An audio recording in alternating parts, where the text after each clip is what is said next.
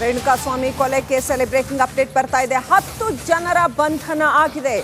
ಯಾರ್ಯಾರು 10 ಜನ? ಆಜಬ್ ನಮ್ಮ 10 ಜನರ ಬಂಧನ ಆಗಿದೆ. ನಟ ದರ್ಶನ್, ಪವನ್, ಪ್ರದೋಷ್, ಲಕ್ಷ್ಮಣ್, ದೀಪಕ್, ಕಾರ್ತಿಕ್, ನಂದೀಶ್ ಹಾಗೂ ರಾಘವೇಂದ್ರ ಇಷ್ಟು ಜನರ ಬಂಧನ ಆಗಿದೆ. ಕೊಲೆ ಕೇಸ್ನಲ್ಲಿ ಮುಖ್ಯ ಆರೋಪಿ ಪವನ್. ನಟ ದರ್ಶನ್ ಆಪ್ತನಾಗಿರ್ತಕ್ಕಂಥ ಪವನ್ ಮುಖ್ಯ ಆರೋಪಿ ಅಂತ ಹೇಳಲಾಗ್ತಾ ಇದೆ. ದರ್ಶನ್ ಮನೆಯಲ್ಲೇ ಇರ್ತಾ ಇದ್ದಂತಹ ಆರೋಪಿ.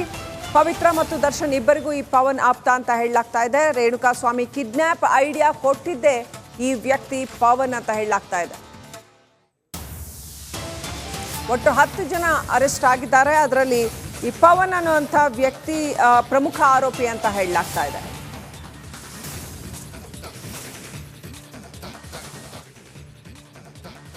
ಇವತ್ತು ಬೆಳಗ್ಗೆ ಜಿಮ್ ಮಾಡ್ತಾ ಇದ್ದಂಥ ಸಂದರ್ಭದಲ್ಲಿ ಪೊಲೀಸರು ವಶಕ್ಕೆ ತಗೊಂಡಿರ್ತಕ್ಕಂಥದ್ದು ಒಂದು ಕಡೆ ನೋಡ್ತಾ ಇದ್ದೀರಾ. ಮತ್ತೊಂದು ಕಡೆ ಆರೋಪಿಗಳನ್ನು ವಿಚಾರಣೆಗೆ ಕರ್ಕೊಂಡು ಹೋಗ್ತಾ ಇರ್ತಕ್ಕಂಥದ್ದು, ಮತ್ತೊಂದು ಕಡೆ ಮೃತ ದೇಹ ನೋಡ್ತಾ ಇದ್ದೀರಾ. ರೇಣುಕಾಸ್ವಾಮಿ ಅವರ ಮೃತದೇಹ.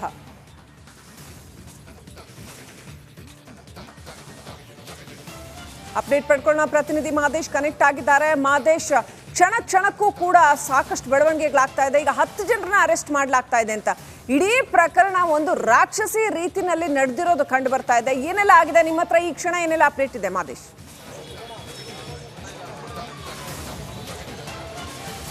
ಶ್ರೀಲಕ್ಷ್ಮಿ, ನಿಜಕ್ಕೂ ಕೂಡ ಈ ಒಂದು ಪ್ರಕರಣವನ್ನು ನಡೆಸ್ತಿರುವಂಥ ಪೊಲೀಸರಿಗೂ ಕೂಡ ಒಂದಷ್ಟು ಸ್ಫೋಟಕ ವಿಚಾರಗಳು ಗೊತ್ತಾಗ್ತಿದೆ. ಅದರಲ್ಲೂ ಕೂಡ ಈ ಒಂದು ಮೃತದೇಹವನ್ನು ಸೋಕೋ ಟೀಮ್ ಪರಿಶೀಲನೆ ಮಾಡಿದಂಥ ಸಂದರ್ಭದಲ್ಲಿ ಒಂದಷ್ಟು ಗಾಯದ ಗುರುತುಗಳು, ಜೊತೆಗೆ ಬೇರೆ ಬೇರೆ ಹಲ್ಲೆ ಮಾಡಿರೋದು ಎಲ್ಲವನ್ನೂ ಕೂಡ ನೋಡಿದ್ರೆ ಇದು ಒಂದು ಬ್ರೂಟಲ್ ಮರ್ಡರ್ ಅನ್ನೋದು ತನಿಖೆ ವೇಳೆ ಗೊತ್ತಾಗಿದೆ. ಇಷ್ಟೊಂದು ಕ್ರೂರವಾಗಿ ಒಬ್ಬ ನಟ ಮರ್ಡರನ್ನು ಮಾಡಿಸ್ತಾನೆ ಅಂದರೆ ನಿಜಕ್ಕೂ ಕೂಡ ಇದು ಶಾಕಿಂಗ್ ವಿಚಾರ. ಯಾಕಂದರೆ ಓರ್ವ ನಟ, ಆತನಿಗೆ ಸಾಕಷ್ಟು ಫ್ಯಾನ್ ಬೇಸ್ ಇತ್ತು. ಆತ ಜನರಿಗೆ ಏನು ಮೆಸೇಜ್ ಕೊಟ್ಟಿದ್ದಾನೆ ಅನ್ನೋಂಥದ್ದು ಕೂಡ ಇಲ್ಲಿ ನೋಡಬೇಕಾಗುತ್ತೆ. ನಡಿ, ಈಗ ಶುರು ಮಾಡೋಣ.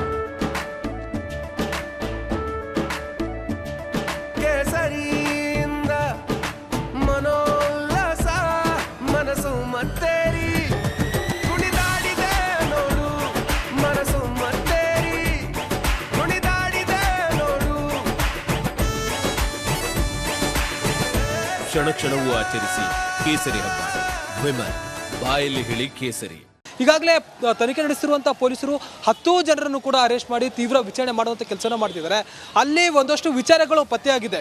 ಈಗಾಗಲೇ FSL ಟೀಮ್ ಹೋಗಿ ಪರಿಶೀಲನೆ ನಡೆಸಿದಂಥ ಸಂದರ್ಭದಲ್ಲಿ ಆ ದೇಹದ ಮೇಲೆ ಒಂದಷ್ಟು ಗಾಯಗಳು ಗುರುತು ಆಗಿತ್ತು.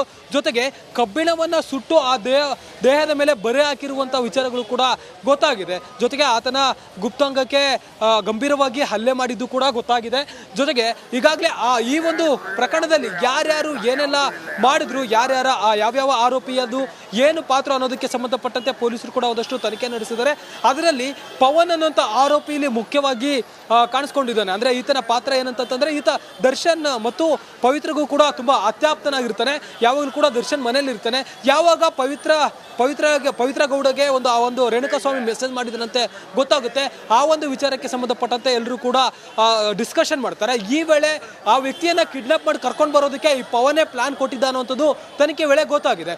ಯಾವಾಗ ಪವನ್ ಈ ಒಂದು ವಿಚಾರ ಪ್ರಸ್ತಾಪ ಮಾಡ್ತಾರೆ, ಆಗ ಎಲ್ಲರೂ ಕೂಡ ಒಂದಷ್ಟು ವಿಚಾರ ಮಾಡ್ತಾರೆ, ಎಲ್ಲರೂ ಕೂಡ ಸಭೆ ಮಾಡ್ತಾರೆ. ಅದಾದ್ಮೇಲೆ ಆ ರೇಣುಕಾಸ್ವಾಮಿಯನ್ನ ಟ್ರ್ಯಾಕ್ ಮಾಡಿಬಿಟ್ಟು ಚಿತ್ರದುರ್ಗದಿಂದ ಕರೆ ಮಾಡಿ ಆತನನ್ನ ಕರೆಸ್ಕೊಳ್ತಾರೆ. ಅದಾದ್ಮೇಲೆ ಯಾವಾಗ ಆತ ಶೆಡ್ಗೆ ಕರೆಸ್ಕೊಂಡು ನಂತರ ಅಂದ್ರೆ ನೇರವಾಗಿ ಇಲ್ಲಿ ದರ್ಶನ್ ಹೆಸರೇ ಹೇಳಿರುವಂತ ಸಾಧ್ಯತೆ ಇರುತ್ತೆ. ಯಾಕಂದ್ರೆ ಒಬ್ಬ ವ್ಯಕ್ತಿ ಅಲ್ಲಿಂದ ಇಲ್ಲಿವರೆಗೂ ಬರ್ತಾನೆ ಅಂದ್ರೂ ಕೂಡ ಒಂದಷ್ಟು ಆತನನ್ನ ಯಾವ ರೀತಿ ಕರೆಸ್ಕೊಂಡಿದ್ದಾರೆ ಅನ್ನುವಂಥದ್ದು ಕೂಡ ಇಲ್ಲಿ ಮುಖ್ಯ ಆಗುತ್ತೆ.